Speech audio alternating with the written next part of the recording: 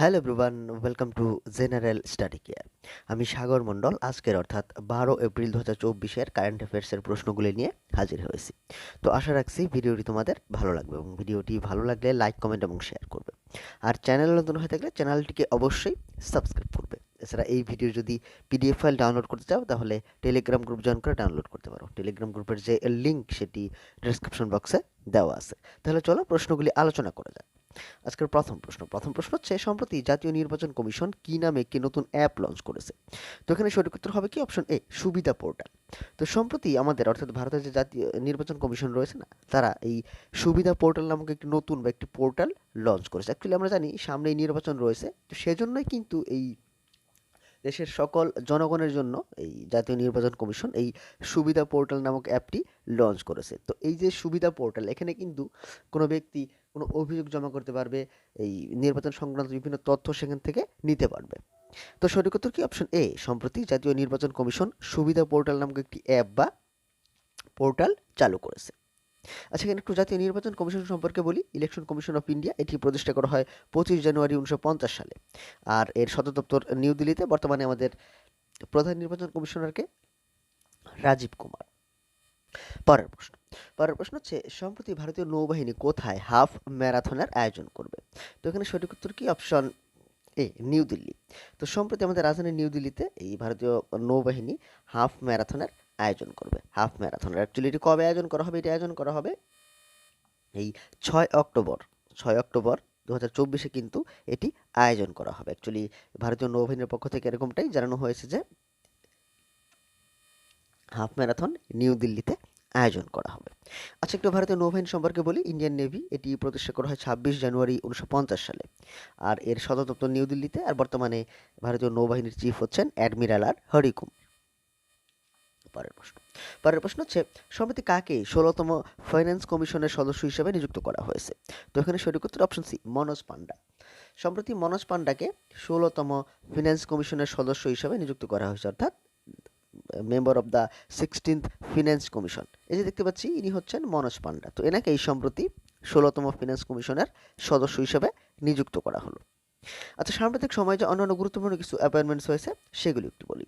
যেরকম সম্প্রতি Virender বনসালকে SBI capital market লিমিটেডের এমডি এবং সিইও হিসেবে নিযুক্ত করা হয়েছে। আর সম্প্রতি উইপ্রো শ্রীনিবাস পাল্লিয়াকে তাদের নতুন সিইও হিসেবে নিযুক্ত করেছে। এছাড়া সম্প্রতি IPS officer love Kumar SPG বা স্পেশাল প্রোটেকশন গ্রুপের ইন্সপেক্টর জেনারেল বা আইজি হিসাবে নিযুক্ত হয়েছেন। নেক্সট প্রশ্ন পরের প্রশ্ন হচ্ছে, সম্প্রতি কাকে গ্ল্যামার অ্যান্ড লাইফস্টাইল অ্যাওয়ার্ড 2024 দ্বারা সম্মানিত করা হয়েছে? তো এখানে সঠিক উত্তর কি? অপশন সি, নিকেশ জৈন। তো সম্প্রতি এই যে নিকেশ জৈন, এনাকেই কিন্তু 2024 সালের গ্ল্যামার অ্যান্ড লাইফস্টাইল অ্যাওয়ার্ড দ্বারা সম্মানিত করা হয়েছে। তো সঠিক উত্তর হবে কি? অপশন সি, নিকেশ তারাচাঁদ জৈনকে। অপশন সি, নিকেশ জৈন। আচ্ছা, সাম্প্রতিক সময়ে যে অন্যান্য গুরুত্বপূর্ণ কিছু অ্যাওয়ার্ড দেওয়া হয়েছে সেগুলি বলি। যেরকম সম্প্রতি কপিল ভাটিয়া পেয়েছেন lifetime achievement award at the hotel investment conference South Asia 2024। আর সম্প্রতি গেইল ইন্ডিয়া লিমিটেড 15তম সিআইডিসি বিশ্বকর্মা অ্যাওয়ার্ড জয়লাভ করেছে।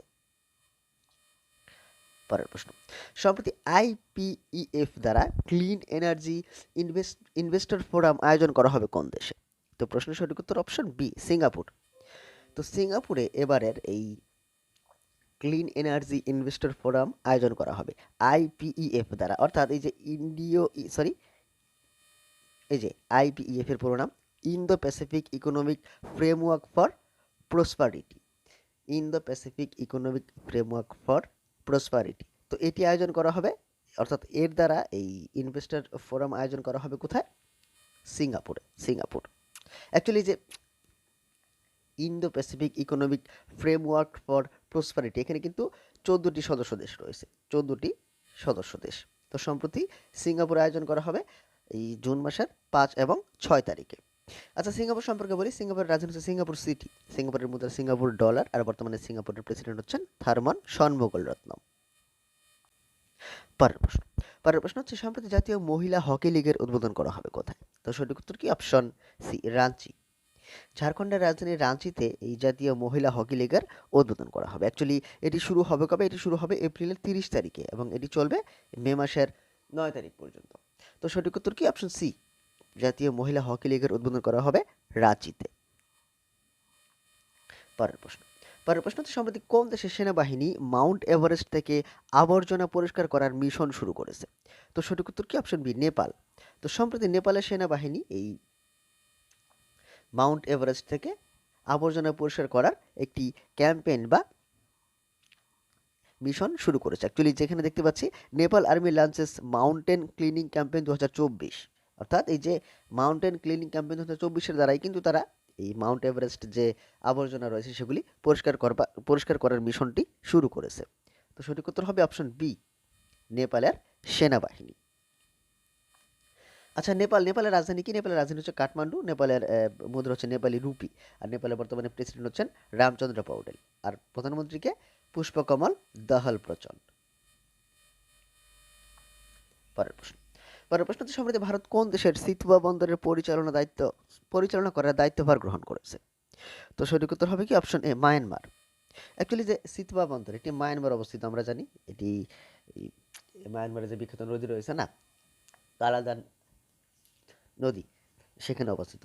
এবং আমরা জানি ভারত ও মায়ানমারের মধ্যে বিখ্যাত কালাদান প্রকল্প অনেকদিন আগেই কিন্তু শুরু হয়েছিল, এবং এই সিতওয়া বন্দরের দায়িত্বভার গ্রহণ করার পর কিন্তু এই কালাদান পরিকল্পনা বাস্তবায়নে আরও ভারত অনেকটাই এগিয়ে গেল।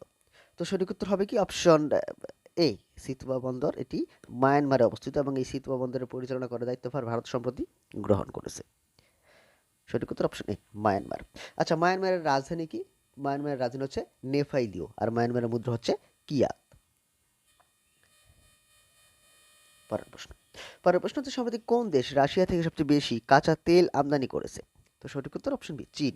অ্যাকচুয়ালি এই যে সম্প্রতি একটি রিপোর্টে দেখা গেছে যে চীন কিন্তু ভারতকে পেছনে ফেলে এই সাম্প্রতিক সময়ে রাশিয়া থেকে সবচেয়ে বেশি কাঁচা তেল বা ক্রুড অয়েল আমদানি করেছে। তো প্রশ্নের সঠিক উত্তর হবে কি? অপশন বি, চীন।